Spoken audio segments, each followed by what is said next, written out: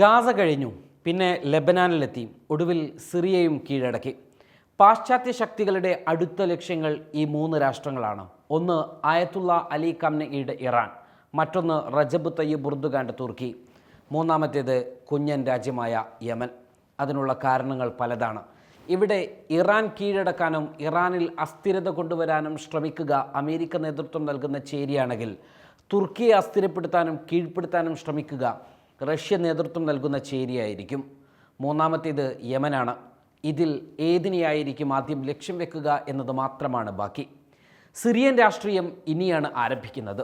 ലോകരാഷ്ട്രീയം അടിമുടി മാറ്റാൻ കഴിയുന്ന തരത്തിലുള്ളതാണ് ബഷാറുൽ അസദിൻ്റെ പതനവും സിറിയൻ ഭൂരിപക്ഷം രാജ്യത്തിൻ്റെ ഭരണം ഏറ്റെടുത്തതും. സിറിയയിൽ പല രാജ്യങ്ങൾക്കും പല താല്പര്യങ്ങളാണുള്ളത്. ഈ അട്ടിമറിയുടെ ഏറ്റവും വലിയ ഉപഭോക്താക്കൾ ഇസ്രയേലാണ്. ഗ്രേറ്റർ ഇസ്രായേൽ എന്ന തങ്ങളുടെ അടിസ്ഥാന തത്വം അഥവാ ഇസ്രയേലിൻ്റെ വിപുലീകരണം വലിയ രക്തച്ചൊരിച്ചിൽ ഒന്നുമില്ലാതെ നടപ്പിലാക്കിയതിൻ്റെ ആഹ്ലാദത്തിലാണവർ. സിറിയയും ഇസ്രയേലും പങ്കിട്ടിരിക്കുന്ന ഗോലാൻ കുന്നുകളിൽ കഴിഞ്ഞ ദിവസം ബെഞ്ചമിൻ നെതന്യാഹു എത്തിയിരുന്നു. നാഥനില്ലാത്ത സിറിയയുടെ കയ്യിലെ ഗോലാൻ പ്രദേശങ്ങൾ ഇസ്രയേൽ പിടിച്ചെടുത്തിരുന്നു. അവിടെ ഇസ്രയേലിൻ്റെ ബഫർ സോൺ പ്രഖ്യാപിക്കുകയും സൈനിക സാന്നിധ്യം ഏർപ്പെടുത്തിയിരിക്കുകയും ചെയ്തിരിക്കുന്നു. മാത്രവുമല്ല, ഇനി സിറിയ വഴി ഗാസയിലേക്കും ലെബനാനിലേക്കും ആയുധങ്ങൾ എത്തുന്നത് തടയാനും അവർക്ക് സാധിക്കും വിധം കാര്യങ്ങൾ കൊണ്ടെത്തിച്ചിരിക്കുന്നു.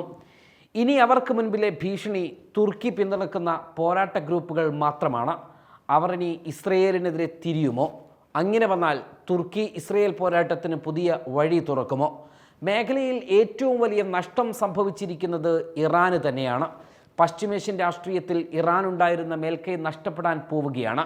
20ഓളം സൈനിക ക്യാമ്പുകൾ ഇറാൻ സിറിയയിലുണ്ടായിരുന്നു. പശ്ചിമേഷ്യയിലേക്ക് ആയുധങ്ങൾ എത്തിക്കുന്ന സിറിയ ഇറാൻ ആയുധ പൈപ്പ് ലൈൻ പദ്ധതിയുടെ ഭാവിയും അവതാളത്തിലായിരിക്കുന്നു.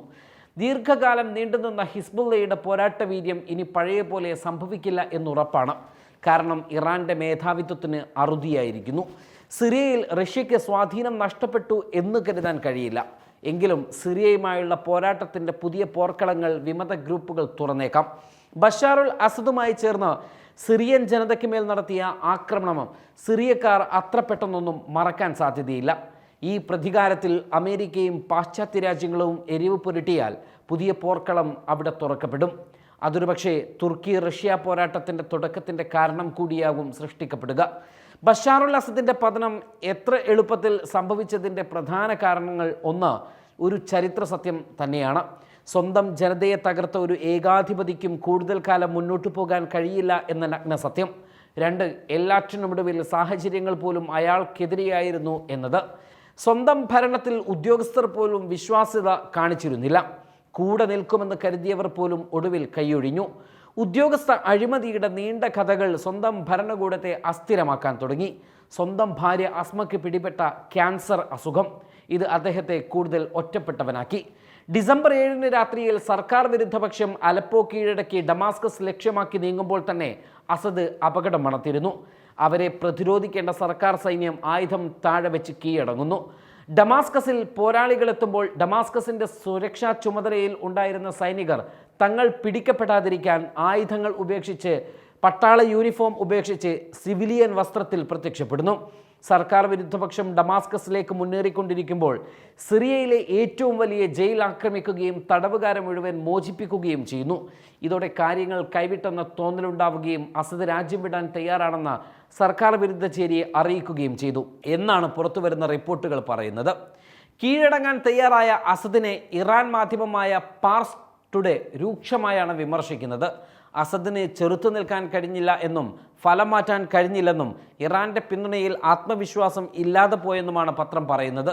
കഴിഞ്ഞ 13 വർഷമായി അസദിൻ്റെ ഏക യഥാർത്ഥ സഖ്യകക്ഷിയായിരുന്നു ഇറാൻ എന്ന് അദ്ദേഹം ഓർക്കുമെന്നും പറഞ്ഞാണ് പത്രം വിമർശനവും അമർഷവും പ്രകടിപ്പിക്കുന്നത്. ഇത് ഇറാൻ്റെ ആത്മവിശ്വാസക്കുറവ് തന്നെയാണ് പ്രകടമാക്കുന്നത്.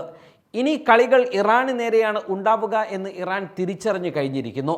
അതിനുള്ള 2 കാരണങ്ങളിൽ ഒന്ന്, ഇറാനിൽ യാഥാസ്ഥിക വിഭാഗവും പരിഷ്കരണ ശക്തികളും തമ്മിലുള്ള ചേരിപ്പോര് തന്നെയാണ്.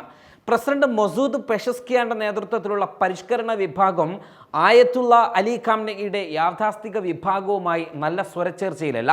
മാത്രവുമല്ല, ഖാംനെഇയുടെ പിൻഗാമിയായി അദ്ദേഹത്തിൻ്റെ മകൻ മൊജ്തബ ഖമേനിയിലേക്കുള്ള അധികാര കൈമാറ്റമോ പ്രഖ്യാപനമോ നടക്കുന്നതോടെ ഈ ശാക്തിക ചേരി ഇറാനിൽ ശക്തമാവുകയും ഇവർക്കിടയിലുള്ള വിഭാഗീയത രൂക്ഷമാവുകയും ചെയ്യും.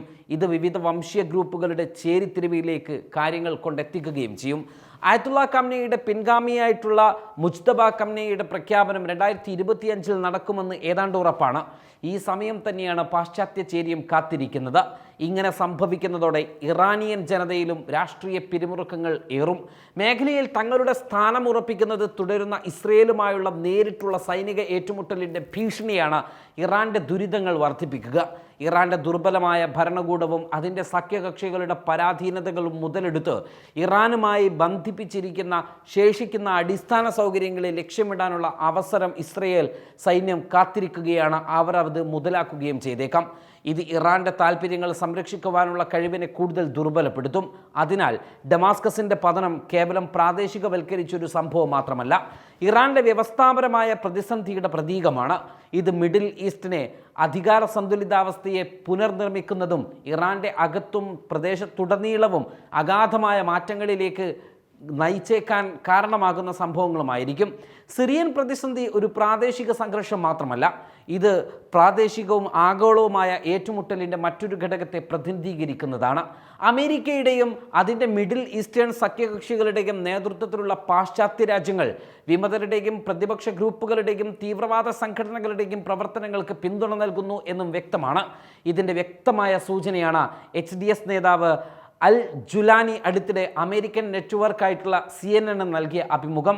HDSലെ US ഔദ്യോഗികമായി തീവ്രവാദ സംഘടനയായി പ്രഖ്യാപിച്ചിട്ടും ഭീകരതയ്ക്കെതിരായ അവരുടെ പ്രഖ്യാപിത പോരാട്ടത്തിന് വിരുദ്ധമാണെങ്കിലും ഈ പ്രദേശത്ത് തങ്ങളുടെ ഭൗമരാഷ്ട്രീയ ലക്ഷ്യങ്ങൾ കൈവരിക്കുന്നതിനുള്ള ഉപകരണങ്ങളായി അത്തരം ഗ്രൂപ്പുകളെ കാണുന്ന പാശ്ചാത്യ രാജ്യങ്ങൾ നൽകുന്ന രാഷ്ട്രീയ പിന്തുണ ഇത് പ്രകടമാക്കുന്നുണ്ട്. മറ്റൊന്ന് റഷ്യയുടെ താല്പര്യമാണ്. പശ്ചിമേഷ്യയിലെ റഷ്യയിലെ ഏക സൈനിക താവളങ്ങളുള്ള രാജ്യമാണ് സിറിയ. ഇവിടങ്ങളിൽ 22ഓളം സൈനിക ബേസുകൾ റഷ്യക്കുണ്ട് എന്ന് പറയപ്പെടുന്നുണ്ട്. ഇവിടെ റഷ്യ കടന്നു വന്നതിൽ അസ്വസ്ഥമാകുന്ന രാജ്യങ്ങൾ പാശ്ചാത്യ ചേരിയും തുർക്കിയും ഇസ്രയേലും ഒക്കെയാണ്. അവരുടെ താല്പര്യങ്ങൾക്ക് മേലുള്ള തിരിച്ചടിയാണ് റഷ്യൻ സാന്നിധ്യം. ഉക്രൈനെ കൊണ്ട് റഷ്യയെ അസ്വസ്ഥമാക്കിയ പോലെ വിമതരെ കൊണ്ടോ തുർക്കിയെ കൊണ്ടോ ഇവിടെയും റഷ്യയെ അസ്വസ്ഥമാക്കാൻ തന്നെയാകും മറ്റു രാജ്യങ്ങളും ലക്ഷ്യമിടുക. അതുകൊണ്ട് തന്നെ തങ്ങൾ കേൾക്കുന്ന ഏത് തിരിച്ചടിക്കും റഷ്യ മറുപടി നൽകിയേക്കും. മറ്റൊരു കാര്യം, റഷ്യക്ക് നിർണായക സൈനിക ശേഷി സിറിയയിൽ ഉള്ളതിനാൽ അധികാരമേറ്റെടുത്ത പക്ഷവുമായി റഷ്യ ഏത് തരത്തിലുള്ള ബന്ധം സ്ഥാപിക്കുന്നു എന്നതാണ്. അങ്ങനെ റഷ്യ ബന്ധം സ്ഥാപിച്ചാൽ അതും പ്രശ്നങ്ങൾ കൂടുതൽ സങ്കീർണമാക്കും. പിന്നീടുള്ളത് തുർക്കിയാണ്. തുർക്കി ഇതിനോടകം അസ്വസ്ഥമാണ്. കാരണം വിമതർ പറഞ്ഞത് ഈ വിജയം ഞങ്ങൾ ഒറ്റയ്ക്ക് നേടിയതാണ് എന്നാണ്. ഇത് തുർക്കിക്ക് ഇഷ്ടപ്പെട്ടിട്ടില്ല. ഇനി തുർക്കിയും റഷ്യയും ഒന്നിച്ച് വിഷയങ്ങളിൽ ഇടപെട്ടാലും കാര്യങ്ങളുടെ ഗതിവിധി മാറും. വിദൂര സാധ്യതകൾ മാത്രമാണ് ഇതിനുള്ളതെങ്കിലും ഈ സാധ്യതയും വിദഗ്ധർ തള്ളുന്നില്ല. തുർക്കിയുടെ ബ്രിക്സ് പ്രവേശന ആവശ്യവും മേഖലയിലെ താൽപ്പര്യവും സംരക്ഷിക്കപ്പെടണമെങ്കിൽ പാശ്ചാത്യ ചേരിക്കൊപ്പം നിൽക്കാതിരിക്കണം. അപ്പോഴും റഷ്യക്കൊപ്പം ഇറാനുണ്ട് എന്നത് ഒരു ഭാഗത്ത് തുർക്കിയെ അസ്വസ്ഥപ്പെടുത്തുന്നത് പോലെ തന്നെയാണ് ഇസ്രയേലിനും അമേരിക്കക്കുമൊപ്പം ചേർന്ന് പ്രവർത്തിച്ചാൽ ഉണ്ടാകാവുന്ന പ്രത്യാഘാതവും. ഇതിനിടയിലുള്ള അവസ്ഥയും അസ്വസ്ഥതയുമാണ് തുർക്കിയെ വിഷമതയിലേക്ക് എത്തിക്കുന്നത്. ഈ ഭരണമാറ്റത്തോടെ ഇനി സിറിയയിൽ സംഭവിക്കാൻ പോകുന്നത് തികഞ്ഞ അരാജകത്വങ്ങൾ മാത്രമായിരിക്കും.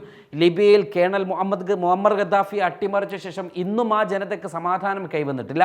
രക്തരൂക്ഷിതമായ യുദ്ധങ്ങളുടെയും വിഭാഗീയ സംഘടനകളുടെയും ഫലമായി ദശലക്ഷക്കണക്കിന് ആളുകളുടെ പ്രതീക്ഷകൾ തകർത്തിട്ടുണ്ട്. രാജ്യം എതിരാളികൾക്കിടയിൽ വിഭജിക്കപ്പെട്ടിരിക്കുന്നു. ഓരോന്നും സ്വന്തം താല്പര്യങ്ങൾ പിന്തുടരുന്നു. ജനസംഖ്യ അരാജകത്വത്തിലും അരക്ഷിതാവസ്ഥയിലും അടിസ്ഥാന സൗകര്യങ്ങളുടെ നാശത്തിലും മുക്കിക്കളഞ്ഞിരിക്കുന്നു. സമാനമായ ഒരു വിധി തന്നെയാകും സിറിയയെ കാത്തിരിക്കുന്നതും. അവിടെ പ്രതിപക്ഷത്തിൻ്റെയും അതിൻ്റെ പാശ്ചാത്യ പിന്തുണക്കാരുടെയും ദുർബലമായ വിജയം നീണ്ടു നിൽക്കുന്ന സംഘർഷങ്ങളുടെ ഭീഷണി മുന്നോട്ട് വെക്കുന്നുണ്ട്.